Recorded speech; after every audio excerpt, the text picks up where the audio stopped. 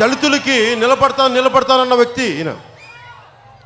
చాలామంది దళిత సామాజిక సోదరులు ఓన్ చేసుకోనండి వైసీపీని. మరి ఇక్కడ ఒక డ్రైవర్ని కొట్టి చంపేశారే, ఇదే తూర్పుగోదావరి జిల్లాలో డ్రైవర్ని కొట్టి చంపేశారే, ఇంటికి తీసుకొచ్చి శవాన్ని పడేశారే.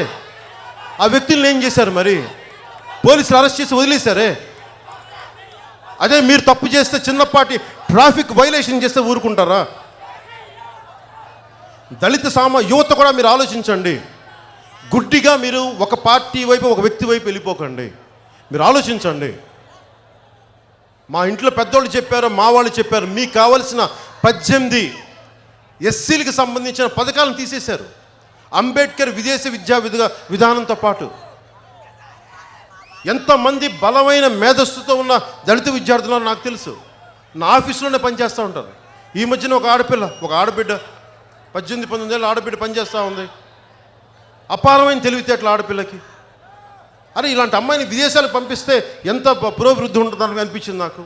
మరి అలాంటి విద్యార్థులకి నువ్వు విదేశీ విద్యా పథకం తీసేస్తే మరి ఎటు వెళ్తున్నట్టు? మీరు అంబేద్కర్ గారి 100 అడుగుల విగ్రహాలు పెట్టి 18 దళితులకు సంబంధించిన నువ్వు పథకాలు రద్దు చేస్తే విగ్రహాలు పెట్టి ప్రయోజనం ఏంటి? విగ్రహాలు పెట్టి నువ్వు మమ్మల్ని చెయ్యి, మంచిదే, ఇవి కూడా కంటిన్యూ చేయాలి కదా నువ్వు.